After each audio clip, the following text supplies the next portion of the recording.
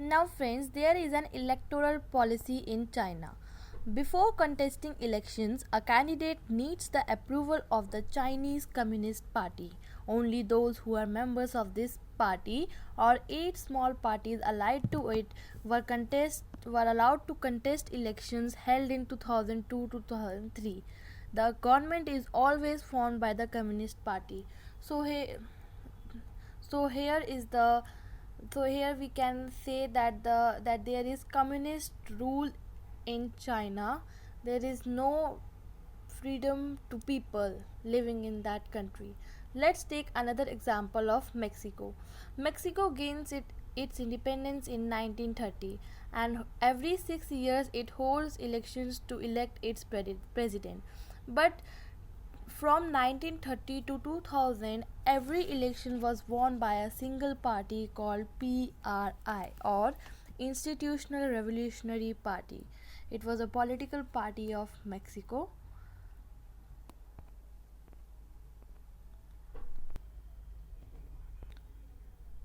So, friends, let me tell you that it was not like that PRI was a very popular party. That's why it was winning every election since 1930. But it used to known to use many dirty tricks to win elections. Now, the question arises, what were those dirty tricks? So, the few examples of their dirty tricks were: all those who were employed in government offices had to attend their party meetings. Teachers of government schools compelled parents to vote for the PRI. Media largely ignored the activities of opposition political parties except to criticize them. Sometimes, at the last moment, polling booths were shifted from one place to another. As a result, people can't cast their vote even. And the last one is PRI spent a large sum of money in the campaign for its candidates. So, friends, I have explained you the electoral system of China and Mexico. Now, answer me a question. Should we consider the elections described above as examples of people electing their rulers? Comment करके बताइए जल्दी से comment box में, then I will give the answers. The answer is absolutely no. In China, the elections do not offer the people any serious choice. They have to choose the ruling party and the candidates approved by it. In the Mexican example, people seemed to really have a choice, but in practice, they had no choice. There was no way the ruling party could be defeated, even if the people were against it. These were not fair elections at all. So, friends, this discussion gives us the second feature of democracy, that is, a democracy must be based on a free and fair election where those currently in power have a fair chance of losing. So, friends, before discussing the third feature of democracy, it is very important for you to know the meaning of universal adult suffrage, also known as universal adult franchise. What is this? So let me tell you, according to this feature, every adult citizen, regardless of their caste, creed, religion, sex, have the right to vote and elect their representative.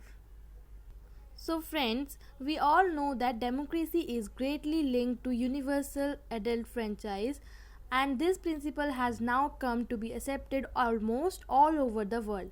Yet, there are many instances of denial of equal right to vote in the countries of the world. And where it is, let's find out. For example, in Saudi Arabia, women do not have right to vote. It is astonishing to see that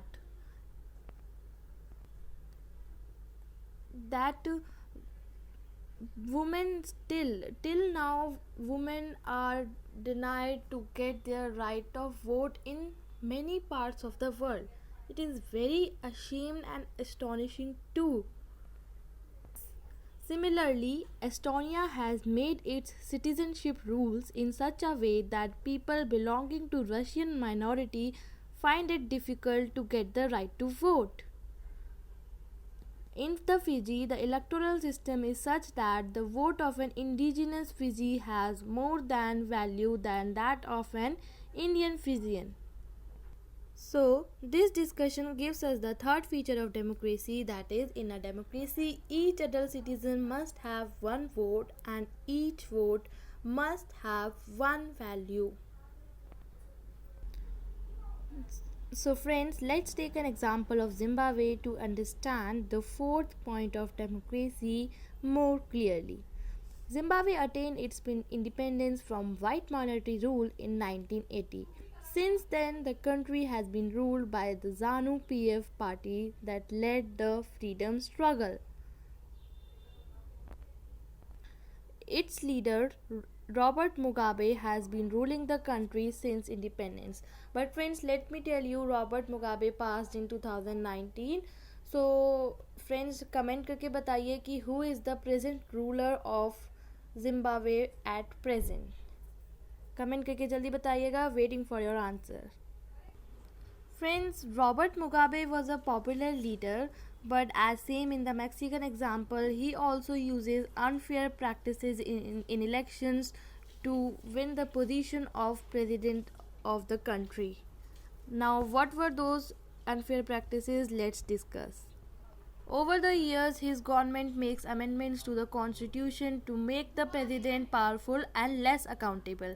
Opposition party workers were harassed and their meetings were disrupted. Public protests and demonstrations against the government were declared illegal. There is a law that limits the right to criticize the president. Television and radio were controlled by the government and gave only the ruling party's version. There were independent newspapers, but the government harasses those journalists who go against it. The government has ignored some court judgments that went against it and has pressurized judges too. Thus, the example of Zimbabwe shows that popular governments can be undemocratic and popular leaders can be autocratic. If we wish to assess our democracy, it is important to look at the elections, but it is equally important to look before and after the elections. How the elections are being carried out? Are they based on political as well as on social equality?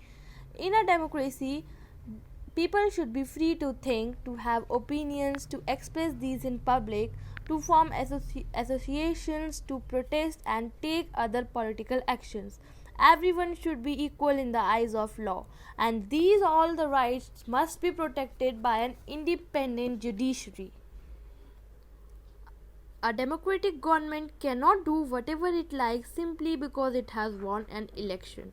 It has to respect some basic rules.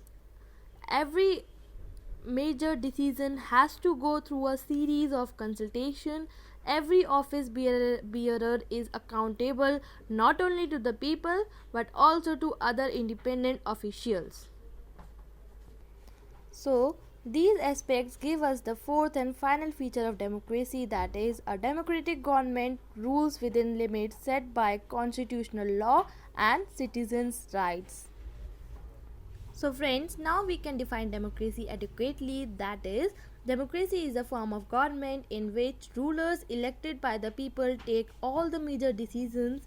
Elections offer a choice and fair opportunity to the people to change the current rulers.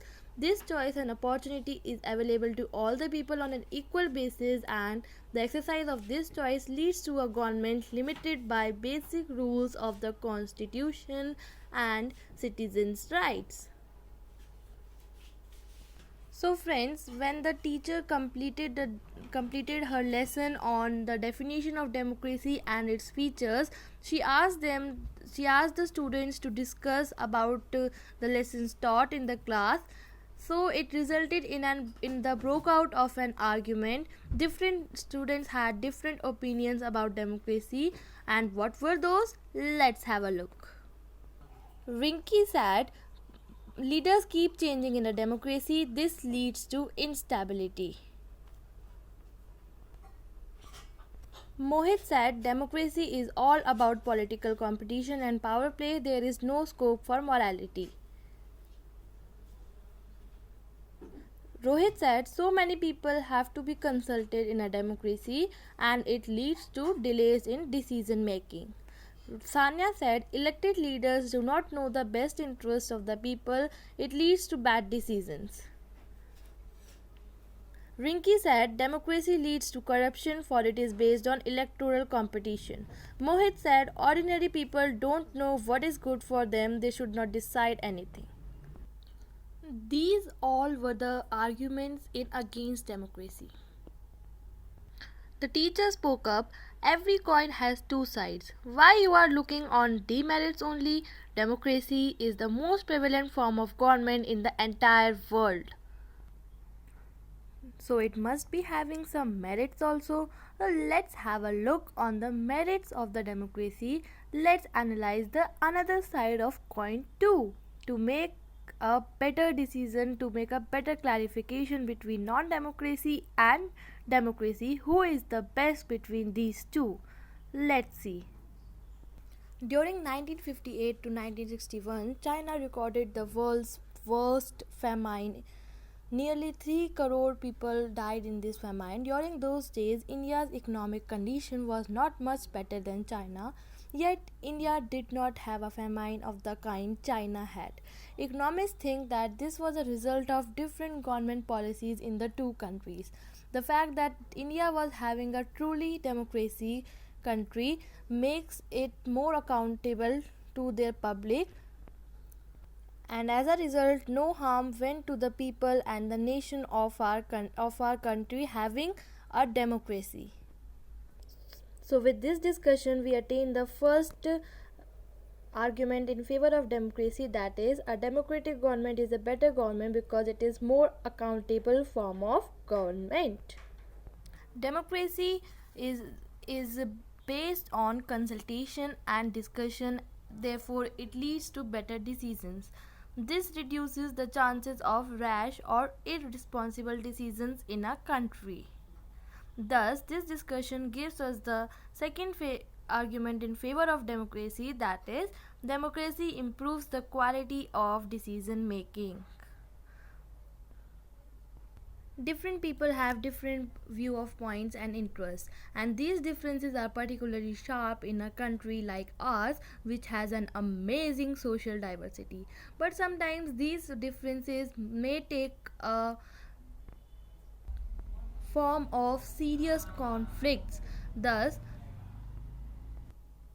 it is democracy only which provides the peaceful solution to this problem by suggesting that no one is a permanent winner and no one is a permanent loser. Different groups can live with one another peacefully. In a diverse country like India, democracy keeps our country together.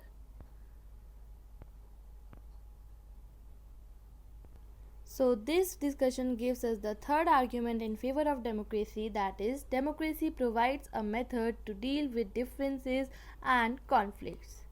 Democracy is based on the principle of political equality, on recognizing that the poorest and the least educated has the same status as the rich and the educated.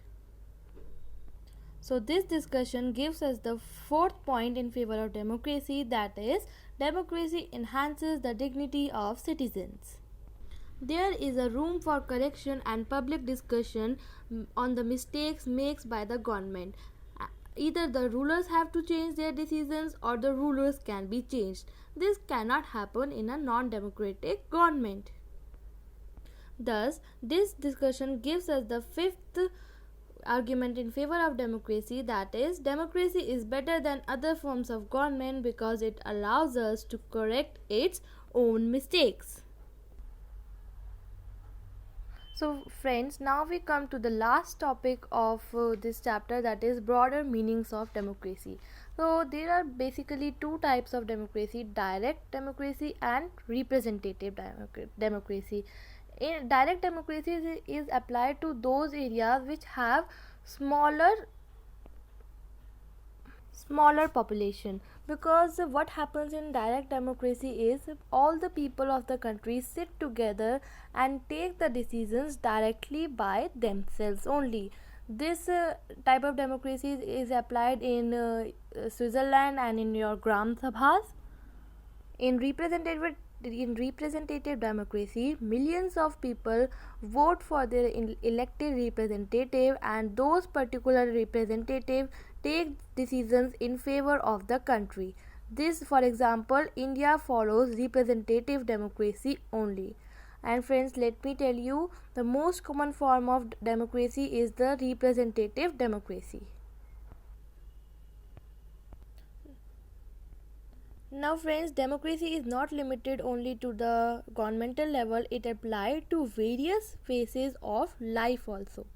For example, a family can be said democratic only whenever a decision has to be taken, all the family members sit down together and arrive at a consensus, and the opinion of the youngest child matters same as the oldest one.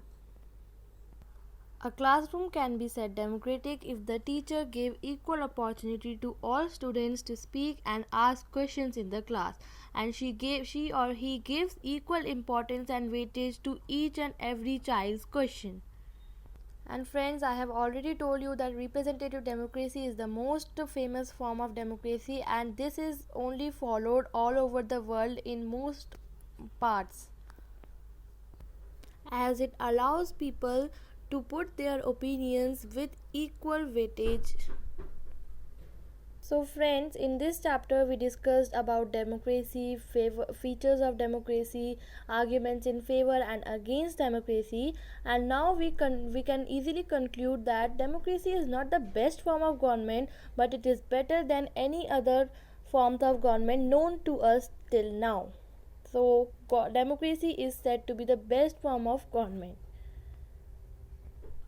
So friends, I would like to add up by saying that the fate of the country depends not just on what the rulers do, but mainly on what we as citizens do. So my friends, be the responsible citizens of India.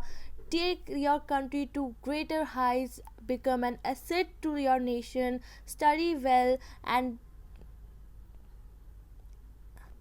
help to climb your nation the success of ladder.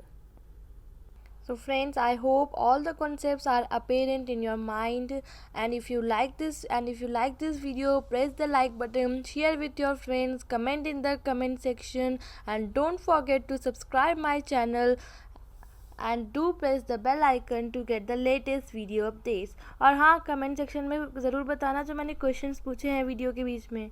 I want the answers please. Thanks for watching this video.